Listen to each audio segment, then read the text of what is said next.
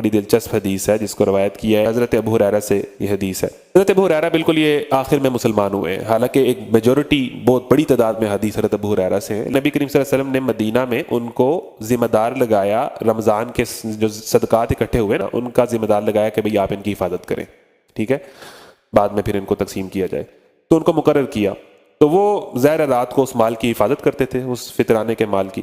تو وہ رات کو حفاظت پر مامور تھے کہ ایک آدمی آیا اور انہوں نے دیکھا کہ وہ اپنے تھیلے میں کھانا نکال کے بھر رہا ہے. حضرت ابو ہریرہ نے اسے پکڑ لیا. تو حضرت ابو ہریرہ نے اسے کہا کہ بھئی تو چور ہے، تو چوری کر رہا ہے، تجھے شرم نہیں آتی، میں تجھے حضور کے پاس لے جاؤں گا. وہ منتیں کرنا شروع ہو گیا کہ بھئی میرے بیوی بچے ہیں چھوٹے چھوٹے، بھئی مجبوری ہے، غربت چوری کرا دیتی ہے، مجھے معاف کر دیں، غلطی ہو گئی ہے، میں آئندہ نہیں ہوں گا، ایک موقع دے دیں، مجھے چھوڑ دیں، میرے سے غلطی ہوگی.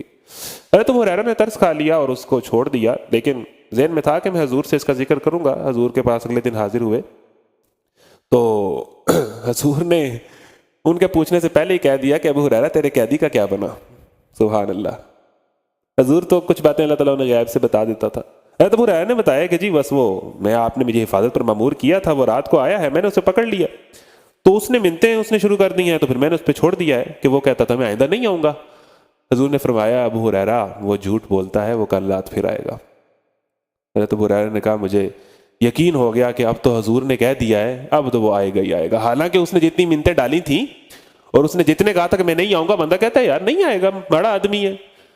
لیکن جب حضور نے فرمایا کہ ابو ہریرہ وہ جھوٹ بولتا ہے پھر آئے گا، ابو ہریرہ کو یقین ہو گیا کہ حضور نے فرما دی. اس طرح یقین کرتے تھے صحابہ حضور کی باتوں پہ. ہمیں تو حضور کی باتوں پہ یقین ہی نہیں ہے نا، ہمیں تو لگتا ہے کہ کسی سیلیبریٹی کی باتیں زیادہ اچھی ہیں، کسی اداکار کی باتیں زیادہ اچھی ہیں، کسی نئے فلاسفر کی باتیں زیادہ اچھی ہیں. ہم نے تو رسول کی باتوں کو پڑھا ہی نہیں ہے. کس نے صحیح بخاری پڑھی ہے؟ پوری پڑھی ہوئی ہے؟ کوئی بھی نہیں ہوگا. بڑی بد نصیبی ہے. اور پھر ہم کہتے ہیں ہمیں حضور کی شفاعت چاہیے اور ہم نے جو ہے وہ ہمیں قبر میں زیارت ہو اور یہ ہو جائے اور وہ ہو جائے. کوئی تعلق ہی نہیں ہے ہمارا. سیرت پہ کس نے کتاب پڑھی ہوئی ہے؟ مشکل سے ہاتھ کھڑا ہوگا.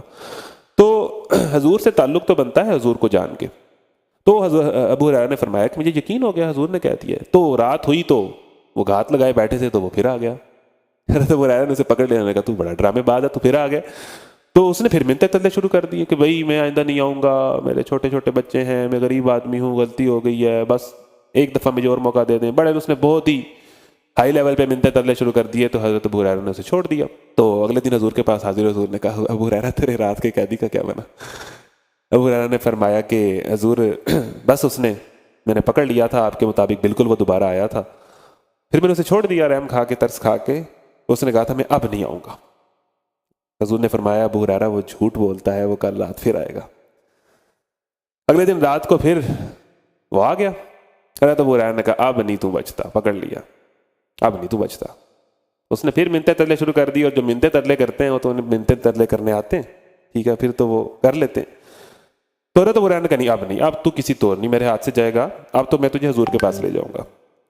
تو اس نے کہا کہ اچھا ایسا کریں، میں آپ کو نا ایک کام کی بات بتاتا ہوں، میں آپ کو ایک خیر کی بات بتاتا ہوں، میں آپ کو اللہ کے کچھ کلمات بتاتا ہوں جو آپ کو نفع دیں گے. آپ جب بستر پر جائیں تو اللہ لا الہ الا هو الحی القیوم سے لے کے آگے تک یہ والے یہاں تک پڑھیں. تو رات کو اللہ تعالیٰ آپ کے لیے ایک خصوصی نگران مقرر کر دے گا جو آپ کی حفاظت کرے گا، ٹھیک ہے، اور کوئی اس طرح کا بندہ پھر آپ کو آپ کے پاس نہیں آئے گا. حضرت ابو ہریرہ اب صحابہ کا یہ تھا کہ وہ خیر کی بات کہیں سے ملتی تھی نا وہ لے لیتے تھے. وہ جب انہوں نے کہا نا اچھا تم مجھے کوئی خیر کی بات بتاؤ گے، تم مجھے کوئی نفع کی بات بتاؤ گے، بتاؤ میں تمہیں چھوڑ دوں گا. اس طرح خیر کے اور نفع کے متلاشی تھے صحابہ.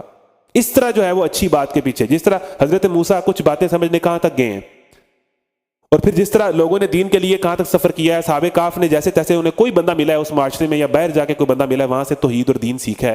ہمیں پلیٹ میں رکھ کے آن لائن قرآن کلاس ملتی ہے اور ہمیں تمہارا دل کرتا ہے کہ نہیں ٹیسٹ اس ٹائم پہ ہو جائے، جب میں سو کے اٹھوں تو کلاس اس ٹائم شروع ہوئی ہو. کوئی اسٹرگل ہی نہیں ہے. خیر دیکھیں ساری زندگیاں ہم نے یونیورسٹیز کے علوم کے لیے لگا دی ہیں. ہمیں لگتا ہے کہ ہمیں قرآن کلاس بس 10 دن میں آیا، دین ہمیں بھلے لوگوں نے کس طرح خیر کی بات کے متلاشی تھے کہ خیر کی بات انہوں نے کہا بھی بتاؤ میں تمہیں چھوڑ دوں گا، تم مجھے نفع کی خیر کی بات بتاؤ. اس نے یہ بات بتائی. اگلے دن ابو ہریرہ حضور کے پاس گئے اور کہا کہ حضور نے پوچھا تیرے رات کے قیدی کا کیا بنا؟ تو حضرت ابو ہریرہ نے فرمایا کہ بس میں نے اسے پکڑ لیا تھا لیکن اس نے مجھے کچھ بات ہی ایسی بتائی ہے تو پھر میں نے اس بات کے بدلے اسے چھوڑ دیا. حضور نے فرمایا کہ ابو ہریرہ وہ بندہ تو جھوٹا ہے لیکن بات سچی کر گیا.